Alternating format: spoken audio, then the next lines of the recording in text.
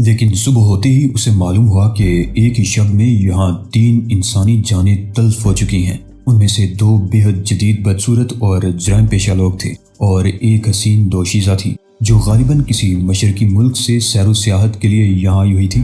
پھر بہرام نے اوشان کو دیکھا۔ وہ اس وقت لاش دیکھنے والے ہجوم میں تھا، اس لیے اوشان کی نگاہ اس پر نہیں پڑی تھی اور نہ ہی بہرام نے اسے متوجہ کیا تھا۔ اچانک اسے اوشان ایک طرف جاتا دکھائی دیا۔ اس سے پہلے کہ بہرام اس کے پیچھے جانے کا ارادہ کرتا، اس کی نگاہ زینے کی طرف اٹھ گئی جہاں شہزاد ٹائیگر ایک حسین برطانوی لڑکی کے ساتھ آہستہ آہستہ اترتا نظر آ رہا تھا۔ اسے دیکھتے ہی بہرام نے اوشان کے تعاقب کا خیال ذہن سے نکال دیا اور شہزاد کو کنکھیوں سے دیکھنے لگا۔ اتفاق سے شہزاد اس کے قریب ہی سے گزرا تھا اور محض اتفاقاً ہی ان کی نگاہیں بھی چار ہوئی تھیں، لیکن ٹائیگر کی آنکھوں میں اس نے اپنے لیے شناسائی کی ہلکی سی جھلک بھی نہیں پائی تھی۔ یہ کسی اجنبی کی طرح اس کے قریب سے گزر گیا تھا۔ بہرام کا مارے غصے کے عجب حال ہو گیا، لیکن یہ غصے سے بے حال ہونے کا موقع نہیں تھا، اس لیے اس نے اپنی کھوپڑی میں جلتی ہوئی غصے کی آگ پر مصلحت کی راکھ ڈال دی اور ایک طرف جا بیٹھا۔ ناشتہ وہ بہت پہلے ہی کر چکا تھا، اس لیے بہرام نے صرف 1 کپ کافی کا آرڈر دیا، جبکہ شہزاد اور برطانوی لڑکی نے باقاعدہ ناشتے کے لیے آرڈر دے دیا تھا۔ بہرام ان سے زیادہ فاصلے پر نہیں تھا، اس لیے شہزاد اور برطانوی لڑکی کی آوازیں اسے صاف سنائی دے رہی تھی۔ شہزاد اس وقت بھی جانسن ہی کے میک اپ میں تھا۔ اسی حلیے کی وجہ سے بہرام نے اسے پہلی ہی نظر میں پہچان بھی لیا تھا، کیونکہ جب شہزاد نے پہلی بار اسے صورتحال سے آگاہ کرنے کے لیے فون کیا تھا اور جانسن کے بارے میں اطلاعات فراہم کی تھی، تو اس نے فی الفور جانسن کا پولیس ریکارڈ طلب کر کے اس کا بغور مطالعہ کر لیا تھا۔ اس فائل میں جانسن کی کئی تصویریں تھیں اور خاص طور سے یہ تصویر بھی تھی جس میں اس نے اپنا پسندیدہ میک اپ کر رکھا تھا۔ شہزاد اس وقت جانسن کے میک اپ میں تھا۔ اگر وہ جانسن کی بجائے کسی اور میک اپ میں ہوتا تب بھی بہرام کے لیے اسے شناخت کرنا کوئی مشکل کام نہیں تھا، کیونکہ وہ شہزاد ٹائیگر کی مخصوص چال ہی سے اسے پہچان سکتا تھا۔ شہزاد اپنی ساتھی کو میگی کے نام سے پکار رہا تھا اور بہرام ذہن پر زور دے رہا تھا کہ یہ نام اس نے پہلے کہاں سنا ہے۔ یہ نام اس کا سنا ہوا تھا، لیکن ضروری تو نہیں تھا کہ وہ وہی میگی ہوتی۔ پھر ایک خیال کے تحت وہ چونک اٹھا۔ اس نے کنکھیوں سے شہزاد اور میگی کی طرف دیکھا۔ دونوں ناشتہ کرنے میں مصروف تھے اور ان کے انداز سے جلد بازی ظاہر نہیں ہو رہی تھی۔ بہرام بل ادا کر کے سیدھا بیرونی دروازے کی طرف بڑھ گیا۔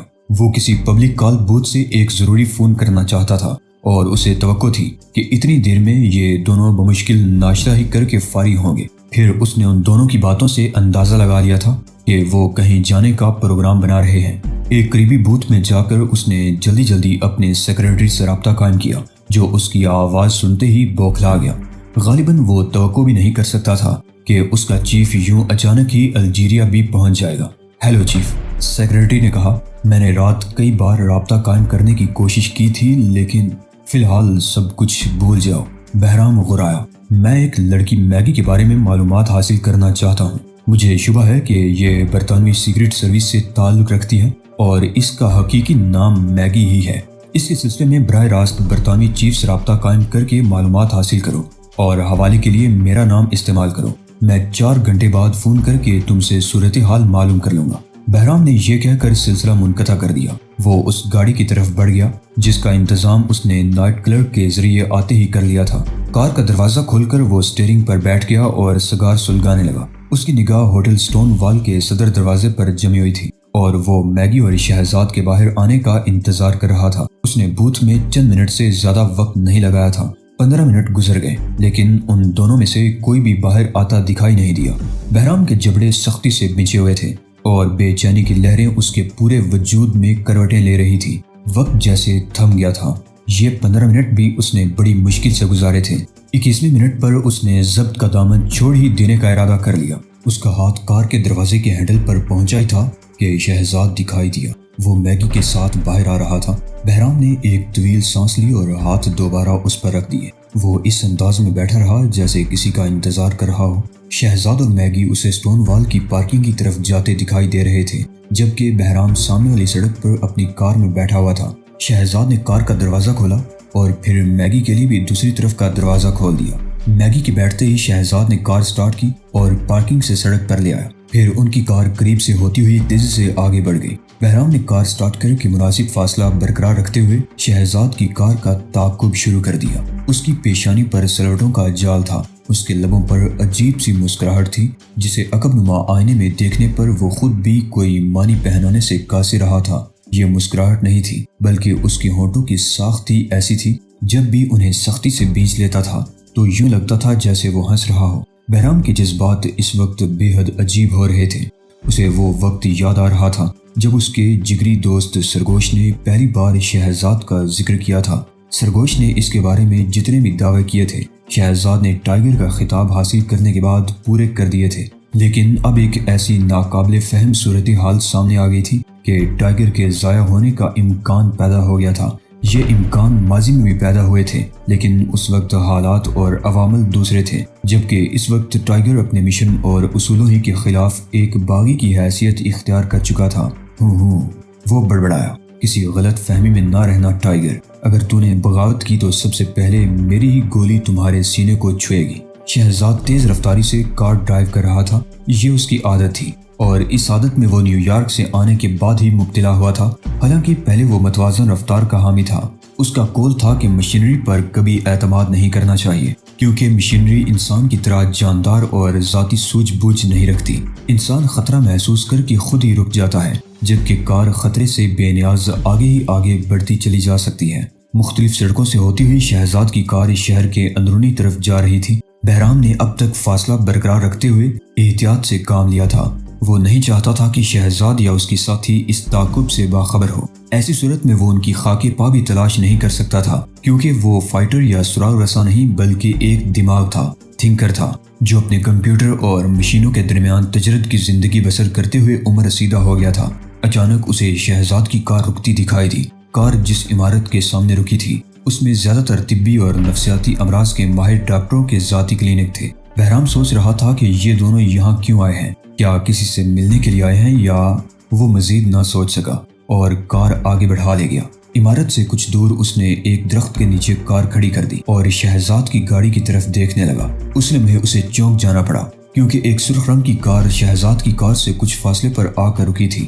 شہزاد اپنی گاڑی سے اترا اور میگی کا ہاتھ تھام کر عمارت میں داخل ہو گیا۔ جب وہ صدر دروازے سے اندر چلے گئے تب دوسری کار کا دروازہ کھلا اور ایک سیاہ فام نیچے اترا۔ بہرام نے غور سے اس کی طرف دیکھا۔ وہ سرخ شلوار اور سبز جیکٹ پہنے ہوئے تھا اور اس کے سر پر سرخ ٹوپی بھی تھی۔ جیکٹ کے نیچے سے اس نے کچھ نہیں پہن رکھا تھا، اس لیے اس کا سا جسم جھلک رہا تھا۔ یہ جسم کسی پہلوان ہی کا ہو سکتا تھا۔ جیسے ہی میگی اور شہزاد نگاہوں سے اوجھل ہوئے، یہ سیاہ فام بھی صدر دروازے کی طرف بڑھ گیا۔ وہ اپنے لباس، جسامت اور قد کے اعتبار سے منفرد اور عجیب سا دکھائی دے رہا تھا۔ بہرام نے واضح طور پر محسوس کر لیا تھا کہ یہ سیاہ فام شہزاد اور میگی کے تعاقب میں یہاں تک آیا ہے۔ وہ حیران تھا کہ کیا سیاہ فام نے خود اسے نظر انداز کر دیا ہوگا۔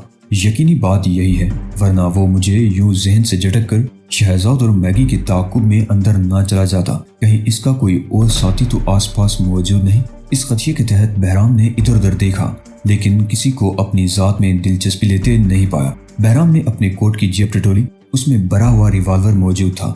ریوالور پر اس کی گرفت سخت ہو گئی۔ وہ کار سے اترا اور تیز تیز عمارت کے دروازے کی طرف بڑھ گیا۔ دروازے سے اندر جانے کے بعد اس کے لیے یہ اندازہ کرنا مشکل ہو گیا کہ شہزاد اور میگی کہاں گئے ہیں۔ اسے تو وہ سیاہ فام بھی دکھائی نہیں دے رہا تھا۔ بہرام بری طرح بے چین ہو گیا۔ اتنی شدت سے اس کا دل پہلی بار دھڑک رہا تھا، لیکن آج وہ اپنے کمرے میں بیٹھا سوچ سوچ کر ان دھڑکنوں کو نہیں سن رہا تھا، بلکہ خود میدان میں کود چکا تھا۔ وہ سامنے والی راہداری کی طرف متوجہ ہوا۔ وہ آخری حصے تک خالی تھی، عقب میں بھی کوئی نظر نہیں آیا۔ وہ ایک بالکنی میں رک گیا۔ اچانک اس کی نگاہ چھت کی طرف اٹھ گئی۔ وہ بری طرح اچھل پڑا۔ سیاہ فام اسے ایک پائپ کے سہارے کسی بہت بڑے بندر کی طرح چھت کی طرف جاتا دکھائی دیا۔ بہرام جلدی سے ایک ستون کی آڑ میں ہو گیا۔ اس کا ہاتھ اب بھی کوٹ کی جیب میں رکھے ہوئے ریوالور پر جما ہوا تھا اور وہ اندازہ لگا چکا تھا کہ فاصلہ زیادہ نہیں ہے، اس لیے ضرورت پڑنے پر آسانی سے اس سیاہ فام کو نشانہ بنانے میں کامیاب ہو جائے گا۔ سیاہ فام چھت پر چڑھنے کے بعد جھکی جھکی حالت میں دوڑنے لگا۔ اگرچہ یہ ایک طب و نفسیات کے دفاتر کی عمارت تھی، لیکن اس وقت وہاں سناٹا تھا۔ غالباً ایک آدھی ڈاکٹر اپنے کلینک میں موجود تھا اور بیشتر ڈاکٹر شام ہی کو یہاں بیٹھتے تھے۔ لیکن شہزاد اور میگی کہاں ہیں؟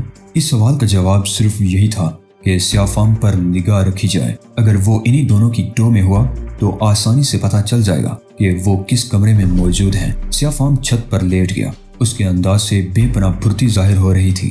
بہرام ستون کی اوٹ میں کھڑا دیکھتا رہا۔ اس نے دیکھا کہ سیاہ فام چھت پر جس جگہ لیٹا ہے وہاں ایک روشن دان تھا۔ وہ جھک کر اس روشن دان میں سے کمرے میں جھانکنے کی کوشش کر رہا تھا۔ بہرام نے ادھر ادھر دیکھا۔ اسے ایک نرس دکھائی دی جو ایک کمرے سے نکلی اور کسی تتلی کی طرح لہراتی ہوئی ایک اور دروازے میں جا کر غائب ہو گئی۔ دروازہ ایک دھماکے سے بند ہو گیا۔ ایک بار پھر سناٹا چھا گیا۔ کبھی کبھی باہر سڑک پر سے گزرنے والی کسی کار کی آواز سنائی دیتی تھی یا پھر کسی کا کہا کبھی کبھی ماحول اور سناٹے کو مجروح کر دیتا۔ اس کے علاوہ اس عمارت میں کوئی آواز نہیں تھی۔ بہرام نے ریوالور نکال کر ہاتھ میں تھام لیا۔ سیاہ فام چھت کے کنارے سے جھک کر ایک روشن دان سے جھانکتا ہوا اب صرف اس جگہ سے ہی دکھائی دے رہا تھا جہاں بہرام کھڑا تھا۔ بہرام کی دھڑکنیں بے ترتیب تھی اور وہ اپنی الجھی ہوئی سانسوں پر قابو پانے کی کوشش کر رہا تھا۔ اسے سیاہ فام کا بازو دکھائی دیا۔ اس کے سیاہ ہاتھ میں کسی چیز کی چمک محسوس ہوئی تھی۔ بہرام نے غور سے دیکھا۔ سیاہ فام کے ہاتھ میں چمکتے ہوئے بلیڈ والا خنجر تھا۔ بہرام کے ہاتھ کی گرفت ریوالور پر سخت ہو گئی۔ پہلے تو وہ یہ سمجھا تھا کہ سیاہ فام شہزاد اور اس کی ساتھی کی ٹو میں رہنا چاہتا ہے، لیکن ٹو میں رہنے کے لیے ہاتھ میں خنجر رکھنا تو ضروری نہیں ہوتا۔ اس کا صاف مطلب تھا کہ وہ شہزاد یا میگی یا پھر ڈاکٹر تینوں میں سے کسی ایک کو قتل کرنا چاہتا ہے۔ ڈاکٹر کو قتل کرنے کا ارادہ ہوتا تو سیاہ فام روز روشن میں یہاں نہ آتا۔ وہ اسے رات کی تاریکی میں اس کے گھر جا کر بھی خاموشی سے قتل کر سکتا تھا۔ اس طرح متوقع شکار دو ہی باقی رہ جاتے تھے، شہزاد اور میگی۔ بہرام کوئی خطرہ مول نہیں لینا چاہتا تھا، لیکن سیاہ فام کو نظر انداز کرنا بھی ممکن نہیں تھا۔ اگر کسی طرح ممکن ہوتا تو اس سیاہ فام کے بارے میں آگاہ کر دیتا، لیکن اس کا تو فی الحال سوچا بھی نہیں جا سکتا تھا۔ سیاہ فام خنجر پھینکنے کے فن میں ماہر معلوم ہوتا تھا۔ اس نے چھت پر اوندے لیٹ کر روشن دان سے اندر کمرے میں شکار پر خنجر پھینکنے کا جو انداز اختیار کیا وہ اپنی ذات پر بے حد خود اعتمادی کی علامت تھی، اور یہ خود اعتمادی کسی ماہر خنجر زن کے لیے ممکن ہو سکتی تھی۔ لیٹے لیٹے سیاہ فام کا ہاتھ چھت سے نیچے جول گیا۔ وہ خنجر کو نوک کی طرف سے پکڑے ہوئے تھا اور ہاتھ کو لہرا رہا تھا۔ بہرام نے ریوالور دونوں ہاتھوں میں تھام لیا اور ستون سے ٹکا دیا۔ اس نے سیاہ فام کا نشانہ لیا اور گولی چلا دی۔ پھر اس کا دل اچھل کر حلق میں اٹک گیا۔ خنجر اس کے ہاتھ سے نکلتا دکھائی دیا تھا کہ بہرام کی چلائی ہوئی گولی اس کی کھوپڑی میں لگی۔ وہ چھت سے جس حد تک جھکا ہوا تھا وہیں ساکت ہو گیا اور کھوپڑی کو گولی نے ٹکڑے ٹکڑے کر دیا تھا۔ بہرام نے ریوالور جیب میں ڈالا اور تیزی سے نکل کر راستے کی طرف بڑھتا چلا گیا۔ ڈاکٹر فلورنس ایک حسین و جمیل عورت تھی۔ وہ شہزاد کی باتیں سننے کے بعد مسکرائی۔ وہ دونوں اس کے سامنے بیٹھے اس کی خوشگوار مسکراہٹ سے لطف اندوز ہو رہے تھے۔ شہزاد نے اسے حقائق سے پوری طرح آگاہ کیا تھا، لیکن صورتحال یوں بیان کر دی تھی کہ ڈاکٹر اس کی پریشانی سے آگاہ ہو گئی تھی۔ کہانی ختم ہوتے ہی وہ جس انداز میں مسکرائی تھی اس پر شہزاد کو اپنی دھڑکنیں بے ترتیب ہوتی ہوئی محسوس ہونے لگی تھی۔ آپ نے جن مناظر کا ذکر کیا ہے وہ آپ کے ماضی سے ہی تعلق رکھتے ہیں، ڈاکٹر فلورنس نے پرسکون انداز میں بولتے ہوئے شہزاد سے کہا، اور ان مناظر کی آمد سے پتہ چلتا ہے کہ آپ کی یادداشت مکمل طور پر ضائع نہیں ہوئی۔ یہ ایک عارضہ ہے جو وقت گزرنے کے ساتھ ساتھ خود ہی ٹھیک ہو جائے گا۔ کتنا وقت ڈاکٹر؟ شہزاد نے بے چینی سے پوچھا۔ 1 ماہ اور زیادہ سے زیادہ 1 سال۔ لیکن میں 1 سال کی مدت کا متحمل نہیں ہو سکتا۔ یہ مدت حتمی تو نہیں ہے، حتمی نہ صحیح، امکانی ہی صحیح، لیکن میں عام طور سے یادداشت کھو جانے کے سلسلے میں جو علاج کیا جاتا ہے اسے استعمال کرنا ممکن تو ہے، لیکن میں سمجھتی ہوں کہ فی الحال آپ کو ذہن میں چھا جانے والے اندھیرے اور ان چنگاریوں پر قابو پانے کی کوشش کرنی چاہیے جو آپ کی موجودہ شخصیت کو پریشانیوں سے دوچار کر رہی ہیں۔ آپ سر دست تو یہی چاہتے ہیں نا؟ ہاں، یہ تو ناگزیر ہے، لیکن اس کے لیے میں آپ کو ادویات تجویز کر دیتی ہوں، ڈاکٹر فلورنس بولی۔ مجھے امید ہے کہ یہ صورتحال جلد ہی قابو میں آ سکتی ہے اور یادداشت کی مکمل بحالی اس کے لیے وقت کی ضرورت ہے۔ سنا ہے جن لوگوں کی یادداشت کسی چوٹ کی وجہ سے کھو جاتی ہے انہیں اسی مقام پر دوبارہ چوٹ لگ جائے تو یادداشت خود بخود واپس آ جاتی ہے۔ میگی نے مداخلت کی۔ آپ کا خیال درست ہے، لیکن اس کا تعلق اتفاقات سے ہے۔ محض اتفاق ہی سے اس مقام پر چوٹ لگ سکتی ہے تو یادداشت کا سلسلہ بحال ہو جاتا ہے، ڈاکٹر فلورنس نے مسکرا کر کہا۔ ایسی صورت میں ڈاکٹر کیا یہ ممکن نہیں کہ اس حصے کو از خود تلاش کر کے دوبارہ معمولی صدمے سے دوچار کر کے سسٹم بحال کر دیا جائے؟ کہنے کو تو یہ ایک سادہ سی بات ہے، لیکن مسٹر جانسن، فلورنس براہ راست شہزاد کی طرف متوجہ ہو گئی، کیا آپ یقین سے بتا سکتے ہیں کہ آپ کی کن پٹی پر کس مخصوص جگہ چوٹ لگی تھی؟ شہزاد نے اس بات میں سر ہلا دیا۔ تو پھر بتائیے، شہزاد نے اپنی کنپٹی پر ایک جگہ انگلی رکھ دی اور پھر انگلی کی پور حرکت کرنے لگی، حتیٰ کہ اس نے 3 انچ کے قریب اوپر اور نیچے حرکت کی، جس پر ڈاکٹر فلورنس کھلکھلا کر ہنس پڑی۔ شہزاد گگیا گیا۔ کسی ایک جگہ انگلی رکھیے مسٹر جانسن۔ شہزاد نے نفی میں سر ہلا دیا۔ نہیں، کسی ایک جگہ انگلی نہیں رکھی جا سکتی، اس نے کہا۔ تو پھر آپ خود ہی بتائیے، جب آپ اس جگہ کا سراغ نہیں بتا سکتے جسے چوٹ لگی ہے تو ہم کیسے بتا سکیں گے؟ کیا اس جگہ کو سراغ لگانا آپ کے لیے ممکن نہیں ڈاکٹر؟ اگر ہے تو اس کا ذریعہ آپریشن ہے، ڈاکٹر فلورنس نے جواب دیا، اور یہ آپریشن بھی خاصا پیچیدہ ہے۔ عموماً ہم اس آپریشن کی اتنی جلدی حامی نہیں بھرتے۔ چوٹ والی جگہ کا آپریشن کر کے ان تمام ریشوں کا جائزہ لیا جاتا ہے جو براہ راست دماغ سے تعلق رکھتے ہیں، اور یہ دیکھا جاتا ہے کہ ان میں سے کون سا ناکارہ ہو چکا ہے۔ اس ناکارہ ریشے کو درست کیا جاتا ہے۔ کیا آپ؟ نہیں، شہزاد نے جلدی سے کہا، میں کوئی آپریشن نہیں کرانا چاہتا۔ آپ وہ دوائیں تجویز کر دیں جو میری ذہنی حالت میں کبھی کبھار پیدا ہونے والی خرابی کو کنٹرول کر سکیں۔ ڈاکٹر فلورنس نے چند ادویات لکھ دی۔ شہزاد نے پرچہ اس کے ہاتھ سے لے لیا۔ مان اس کے نتنے پھڑکنے لگے۔ اسے یوں محسوس ہو رہا تھا جیسے اس کا خوابیدہ احساس بیدار ہو رہا ہو۔ اسے ایک عجیب سی بو محسوس ہونے لگی تھی، موت کی بو۔ اس نے ادھر ادھر دیکھا اور پھر اس کی نگاہ اس نسخے پر جم گئی جو اسے ڈاکٹر فلورنس نے دیا تھا۔ شہزاد کی بویں سکڑ گئیں۔ اس نے گہری نظر سے ڈاکٹر فلورنس کی طرف دیکھا۔ اس کے ہونٹوں پر بڑی ہی خوشگوار اور صحت مند مسکراہٹ تھی۔ شہزاد حیران تھا کہ اسے موت کی بو کیوں محسوس ہو رہی ہے۔ کہیں ایسا تو نہیں کہ اس نسخے میں کارآمد ادویات کی بجائے کوئی ایسی دوا لکھ دی گئی ہو جو اس کی ہلاکت کا باعث بن جائے۔